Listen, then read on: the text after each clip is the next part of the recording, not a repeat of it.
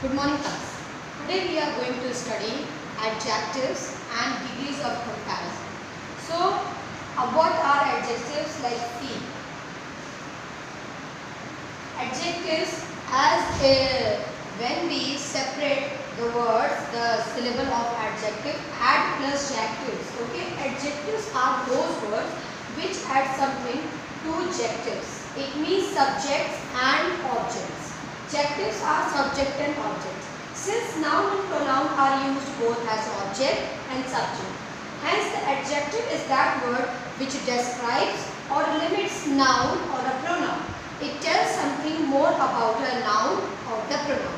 Okay, as you must be aware about the adjectives, let me give you some example like big, small, beautiful, long, short. These are the example of adjectives.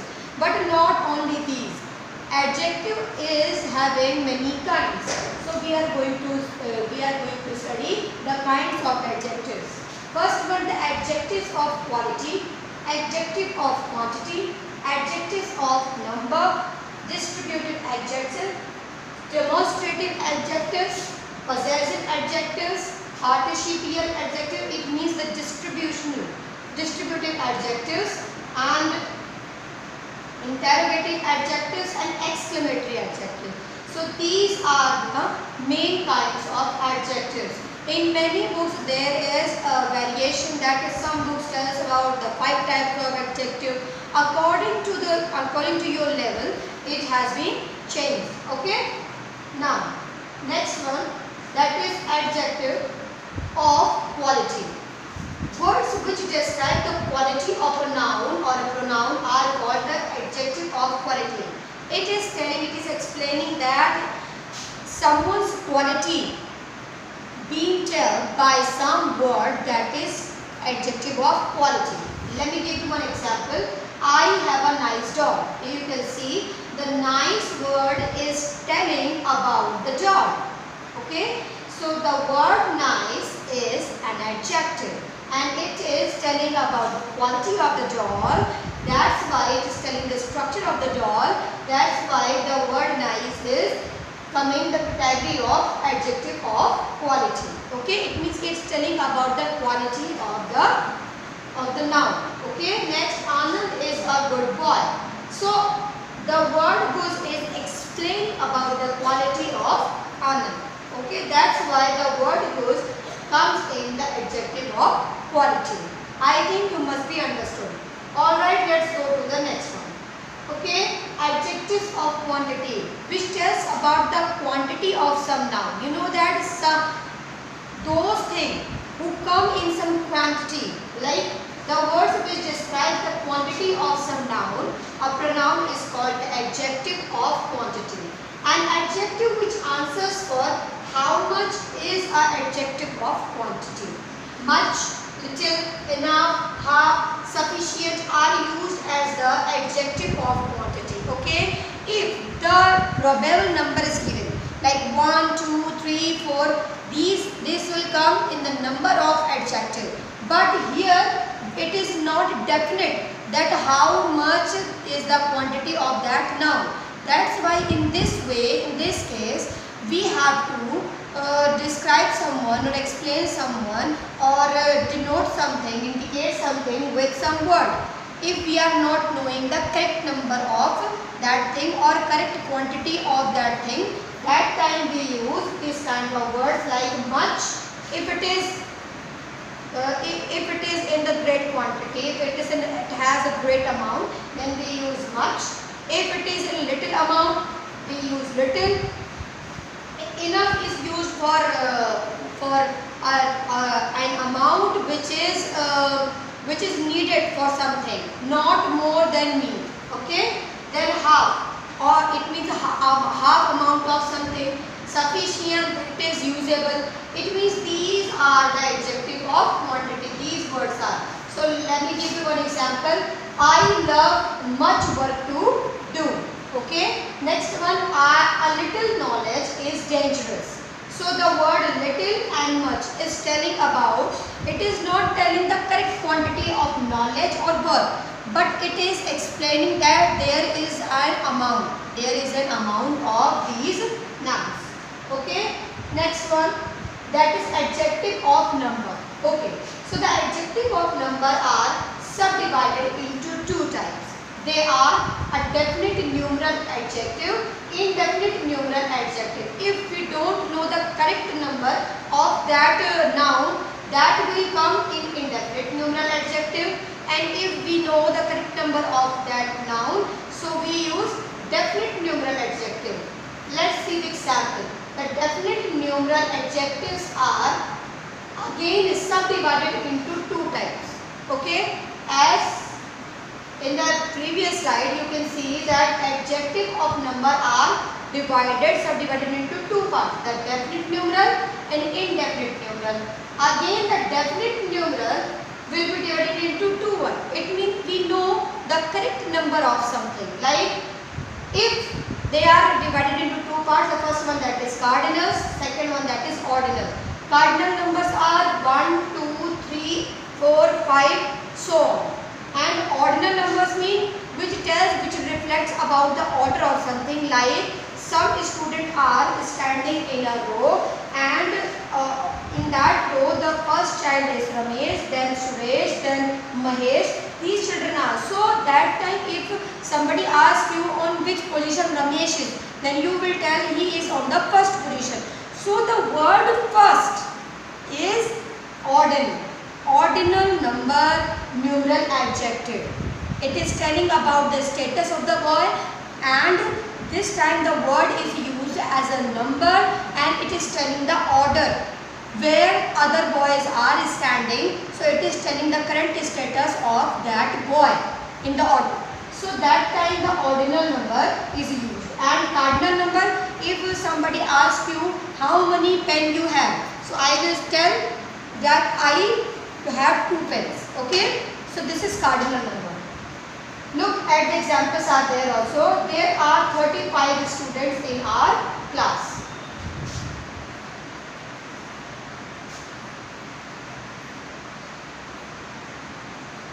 Okay, so woman is the first rank holder. Mohan is the first rank holder. Here the word first is telling the ordinal number. Okay, and here the 35 number is telling about the cardinal number. Okay, so cardinal denotes how many, whereas ordinal denotes the order of things in a series. Okay, now come on the next. Indefinite numeral adjectives. As I told you, the definite numeral adjectives were divided into two one. Now the indefinite numeral adjectives. The numeral adjective which does not denote an exact number of person or thing. We were knowing the cardinal number and ordinal number, they were having a correct number. It means they were telling actually the number of something. But this time we are not having any number, any definite number. So that time what we will use? Indefinite numeral adjective. What they are? Let's see. The words such as many, some, much, little, few, several, none. These are some words by which we can express the quantity of something. Like if there is a basket and there are many apples in that basket, and that time somebody asked me that how many apples are there. Yeah, I can count, but if I don't have the time to count, I will just tell the boy that many apples are there. I will tell that many apples are there. So this time I am telling that if many in the number are there, so I am not telling him the certain number. I am just telling him a little bit vague number. Okay, unclear number. Okay. So when we tell about some vague quantity of something, we can use the indefinite numeral adjectives. I think you must be understood. Okay, the next one, that is many people attended that class. Look at the example. And few women can keep secret. Okay, so the word many and few are used to tell that the uncertain number of people and women. Okay, next one. The distributive adjectives. It means it distributes the group. Look, distributive means one by one separately. Words such as every, either, neither are used as distributive adjectives. As you know that the word every tells about the group of many. It means if there is a group, it has many people, and whatever we are going to tell, it applies on everyone. Like if somebody if some teacher say to the student that every student come to the school in correct and proper uniform. This time every student of the school, it is liable to you all. Okay, just like that, it is telling that each row has 10 chairs. It means every row having chairs. Okay, each row has 10 chairs. It means every row has 10 chairs and it applies on every row. Okay, so there are trees on either side of the road. It means there is a road and this side and this side. If we are talking about that both of the sides, then we use the word either. It means it is telling that trees are planted both sides of the road. Okay, now come on the next. That is exclamatory adjective. These are very simple, you know. So super easy way to know that the word is used as exclamatory adjective to express a strong feeling. If you go to visit Taj Mahal, okay, and if you go to visit Qutub Minar, that time you say that what a monument, what a monument. But you know that the word what is a pronoun. It is an interrogative pronoun. Sometimes it is a relative pronoun. But this time the word is expressing someone's quality, but in the way that we cannot express that quality. That time we just tell the beauty of that monument with the word what. So it means it is telling that it has great beauty, enormous beauty. That time we use what word. Okay, so what an idea. It means the idea is very great. What a wonderful feeling. It means the feeling is very wonderful. Okay, next one. Okay, so these were the adjectives and its kind. Now we are going to study the degrees of comparison. Okay,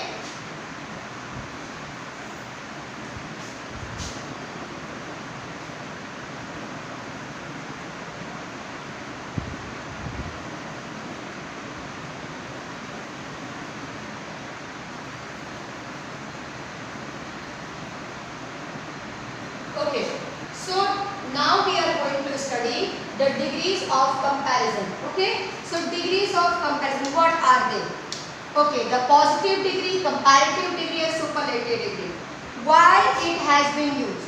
Because if we don't know that how much the noun is having the quality, so we have to tell the intensity of that quality. Okay, so how much, if someone is long, then how much, if, and number two, if we are going to compare the two objects or more than two objects, that time we used to tell about the quality of all of them individually.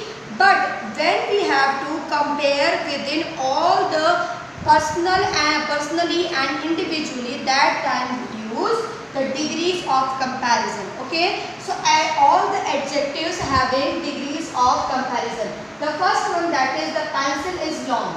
Okay, look, pencil is long. The word long is having 3 degrees.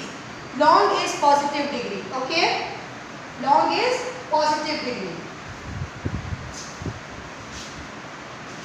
Long is positive degree, and in the second sentence the marker is longer than the pencil.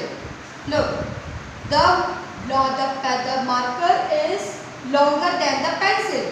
You can see here. It means it is telling about that it is longer. Okay, so we are comparing the two. We are comparing the two objects. This time we are using the comparative degree. We are using comparative degree. Next, the ruler is the longest among the three. It means it is telling about the whole group and we are denoting a single one that is having the highest intensity of at quantity. So it means we should know if we are going to compare the 2 or 3 objects, that time we use the degree of comparison. Okay. Now let's move to know about the positive degree, comparative degree and superlative degree. Positive degree is used for the single object. Comparative degree is used for 2 objects both who are being compared, and the superlative degree is used when we are having a group and we have to tell about that individual who is having that highest quality. Okay.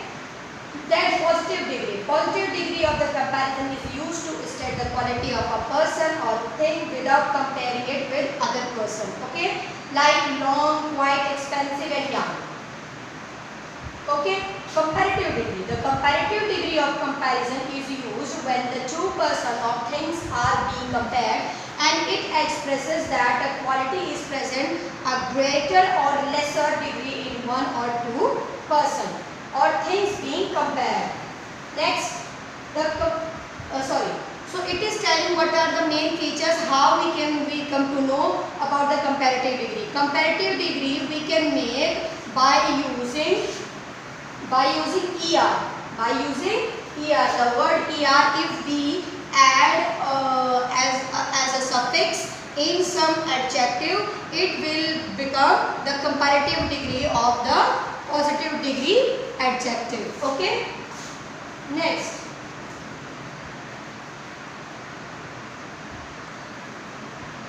one, that is superlative degree. A superlative degree of comparison is used in comparing 3 or more persons or things.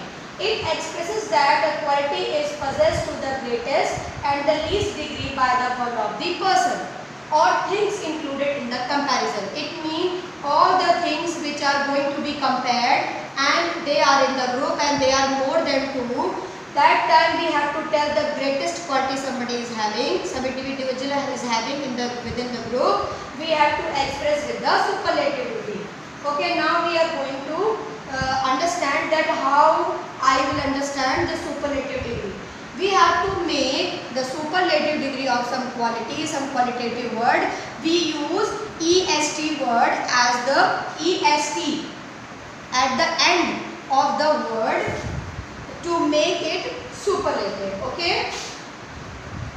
Let's see some examples. Like the positive degree word is long. Its comparative degree is longer. The superlative is longest. Then for the quiet, more quiet, most quiet. You know that some of the words, some of the adjective doesn't allow to use ER at their end or EST at their end. That time we have to use more or most. Okay. Expensive, less expensive, least expensive. Like we can also use expensive, more expensive, most expensive. Young, younger and youngest. Okay. Next one. Big, bigger, biggest. Look, these words are those who allow ER word to make its comparative and superlative degree. Like shine, shiner, shinest. Heavy, heavier, heaviest. Simple, simpler, simplest. Many words, many examples are there.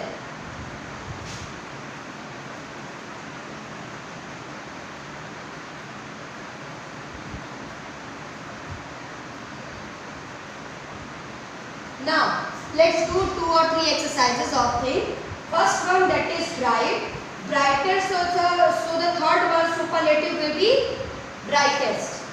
Next one, kind. Its comparative degree is not given and superlative degree is given in this, so it will be kinder. Next one, near. Nearer, so its superlative degree will be nearest. Next, elder and eldest. With what will be here?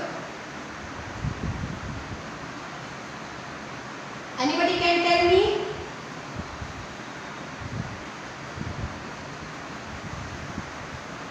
Positive. Mercy, mercier, merciest.